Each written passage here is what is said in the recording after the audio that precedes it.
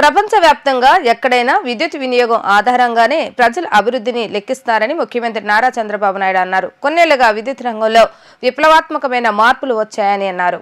AP శాసనసభలో విద్యుత్ రంగంపై లఘు చర్చలో సీఎం చంద్రబాబు నాయుడు మాట్లాడుతూ గతంలో కరెంటు కోతల సమయంలో రైతుల అవస్థలు ప్రత్యక్షంగా పరిశీలించానని, రైతుల ఇబ్బందులు చూశాక పగటిపూట 9 గంటల ఉచిత విద్యుత్ ఇవ్వాలని నిర్ణయించుకున్నామని తెలిపారు. విద్యుత్ సంస్కరణలు అమలు చేసేందుకు ప్రయత్నిస్తే ప్రపంచ బ్యాంక్ జీతగాడిని అవహేళన చేశారన్నారు.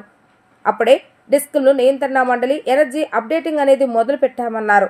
గతంలో ట్రాన్స్మిషన్ నష్టాలు 23% అని దేశంలో తొలిసారి నిర్ధారించింది కూడా ఏపీనే అని అన్నారు. విభజన తర్వాత కరెంటు కోత లేని రాష్ట్రంగా ఏపీని తీర్చిదిద్దామని తెలిపారు. టీడీపీ హయాంలో చేసిన విద్యుత్ సంస్కరణలు వాడుకొని అప్పట్లో కాంగ్రెస్ అధికారంలోకి వచ్చిందని అన్నారు.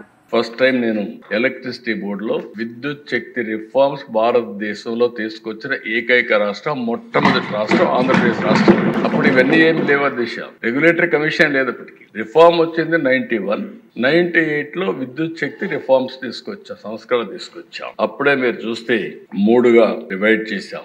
Distribution company, generation company, transmission committee, ఇంకొక పక్కన ఇవన్నీ రెగ్యులేట్ చేయడానికి రెగ్యులేటరీ కమిషన్ సెటప్ చేశాం.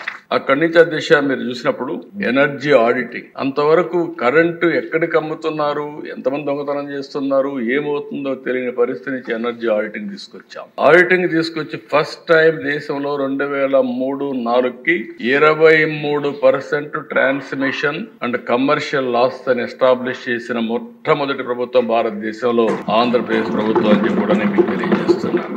ఓసారి దిశ 35% 23% తగ్గించాం. కరెంటు కొరతలుంటే పూర్తిగా కరెంటు కొరత లేకుండా ఎగ్జాక్ట్ గా 2023-24కి కరెంటు కొరత లేని ఏకైక రాష్ట్రం భారతదేశం లేదంటే దానికి చిరునామాగా ఆంధ్రప్రదేశ్ తయారు చేసే పరిస్థితి వచ్చాం.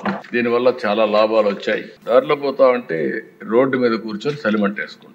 జనవరి, ఫిబ్రవరికి అంతా మీకు ఐడియా ఉంటుంది. అక్కడ పోయినప్పుడు నేను కాసేపు మాట్లాడదామని చెప్పి మాట్లాడిన సమస్యని, సార్ చాలా బాధ ఉంది, మాకు ఎప్పుడు కరెంట్ వస్తుందో తెలియదు, అందుకని రాత్రి జాగారం చేస్తున్నాం అని చెప్తూ వాళ్ళు కుర్రాడు, నువ్వేం చేస్తావు ఆయన కుర్రాడు, నేను ఇంజనీరింగ్ చదువుతున్నాను, ఏంటా ఎందుకు వచ్చావు? సార్ మా నాన్న జీవితం అంతా కూడా పాపం నా కోసం చదివించడానికి కష్టపడుతున్నాడు. ఎవ్రీడే వచ్చి ఇక్కడ ఉండేవాడు మిషన్ వేయడానికి. నేను హాలిడేస్ లో వచ్చాను, కనీసం మా నాన్నకు ఒక 2 రోజులు రెస్ట్ ఇవ్వాలని నేను ఇక్కడికి వచ్చానని.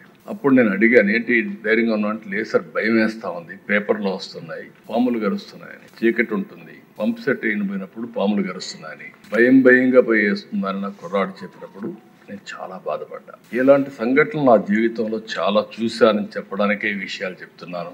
ఈ రోజు నేను గర్వంగా చెప్పగలుగుతా, 9 గంటలు డే టైమే వ్యవసాయానికి కరెంట్